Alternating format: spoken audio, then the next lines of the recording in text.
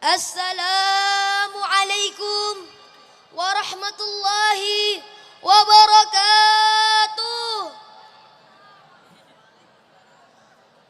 Alhamdulillah, alhamdulillahi rabbil alamin. Wassalatu wassalamu ala ashrafil anbiya'i wal mursalin Sayyidina Muhammadin wa ala alihi wa sahbihi ajma'in. Amma ba'du. Al-muhtaram wal mukarram Sayyidil walid murabbi arwahina wa ajsadina Buya Al-Habib Hasan bin Ahmad Baharun rahimahullahu rahmatal abrar wa khalifatuhu Abuya Al-Habib Ali Zainal Abidin bin Hasan Baharun wa mudirul ma'had Ba'alawi dalwa tsani wa dalwa tsalits Al-Habib Ali Ridha bin Hasan Baharun wal Habib Husain bin Hasan Baharun. Matta'ana Allah bituli hayatihim syarifah wa kathara Allah amsalahum wa jami'al asadidatil qurama wal ashabil aizza wa bil khusus Fadilatul Habib Abdurrahman bin Yahya wal Habib Hasan bin Muhammad As-Sagaf wal Ustaz Khairut Taha wal Ustaz Abdul Qadir Izzi. Semoga beliau-beliau dimudahkan segala urusannya, dilancarkan rezekinya, dan diampunkan segala dosa-dosanya. Amin amin ya rabbal alamin. Alhamdulillah, puji syukur kehadiran Allah Subhanahu wa taala yang telah memberikan kita anugerah, di antaranya digerakkan hati kita untuk senantiasa memeluk agama Islam sampai kapanpun. Sehingga dengan itulah insya Allah kita akan berada di surganya Allah Subhanahu wa taala. Amin amin ya rabbal alamin. Salawat serta salam tidak pernah putus kita hadiahkan kepada Nabi pembawa lentera menuju kebahagiaan dunia dan akhirat, Nabi Muhammad sallallahu alaihi wasallam, yang tidak pernah mengenal rasa lelah dan letih demi mengajak umatnya untuk selalu beribadah kepada Allah Subhanahu wa taala. Ma'asyiral hadirin rahimakumullah. Dalam menjalani misi utama hidup di dunia ini sebagai makhluk, yaitu beribadah kepada Allah Subhanahu wa taala, manusia semestinya tidak hanya memperhatikan perbuatan yang zahirnya saja, akan tetapi ingatlah Allah Subhanahu wa taala lebih senang memperhatikan bagian yang paling dalam, yaitu hati. Sebagaimana Allah Subhanahu wa taala berfirman dalam surah Asy-Syura ayat 88 sampai 89. Yauma la yanfa'u malun wala banun illa man atallaha biqalbin salim. Di hari harta dan anak laki-laki tidak berguna kecuali orang-orang yang menghadap kepada Allah dengan hati yang bersih.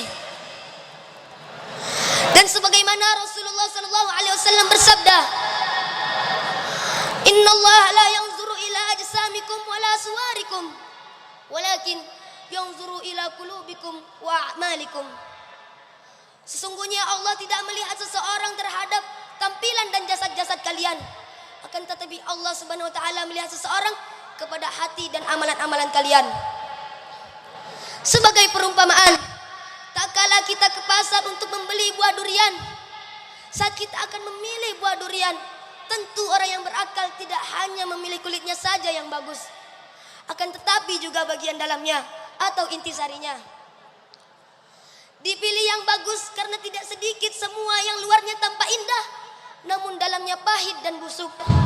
Itu sebagai perumpamaan. Namun bagaimana ketika Allah Subhanahu wa taala memilih hambanya untuk dijadikan kekasihnya? Tentu dan yang paling penting adalah hatinya. Walaupun sebenarnya tampilan dan jasad zahir juga tidak boleh dirusak keindahannya. Rasulullah sallallahu alaihi wasallam bersabda dalam hadisnya, "Ala inna fil jasadi mudghatan wa idza saluhat saluhal jasadu kulluhu wa idza fasadat fasadal jasadu kulluhu ala wa hiya qalbu."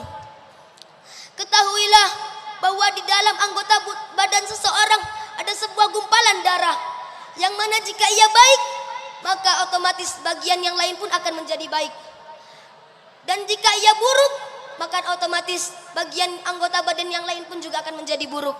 Ketahuilah bagian itu adalah hati.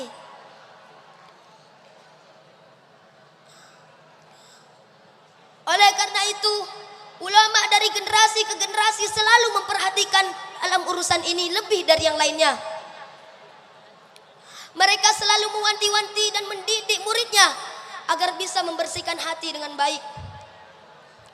Sebagaimana hal itu juga dilakukan oleh guru-guru kita yang mulia. Perlu kita ketahui bahwasanya menjaga kebersihan hati itu lebih sulit daripada menjaga kesehatan jasmani kita. Jika kesehatan jasmani cukuplah dengan menjaga kebersihan makanan dan lingkungan. Berbeda jika orang terkena penyakit hati. Sungguh itu sangat berbahaya. Bagaimana tidak? Sedangkan penyakit hati tidaklah kasat mata. Sehingga tidak semua orang dapat mengetahuinya. Bahkan pemilik hati itu sendiri tidak tahu bahwa ia terkena penyakit hati. Seperti dendam, sombong, ujub dan yang lain-lainnya. Salah satu alat yang dapat mendeteksi penyakit hati ialah ilmu. Sebagaimana dijelaskan dalam kitab Safatul Zubat, wal ilmu da'in lil qulubi mufsidi kal ujbi wal kibri wada'il hasadi. Dan wajib juga hukumnya mencari ilmu untuk mengobati penyakit hati seperti sombong, hasud dan ujub.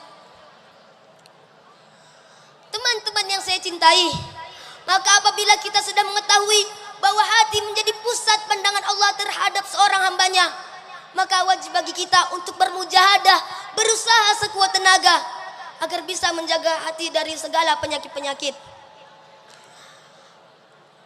Dan marilah kita memohon kepada Allah Subhanahu wa taala agar hati kita dilindungi dan diselamatkan dari penyakit-penyakit dengan selamat. Amin amin ya rabbal alamin. Wal afu minkum. Wassalamu alaikum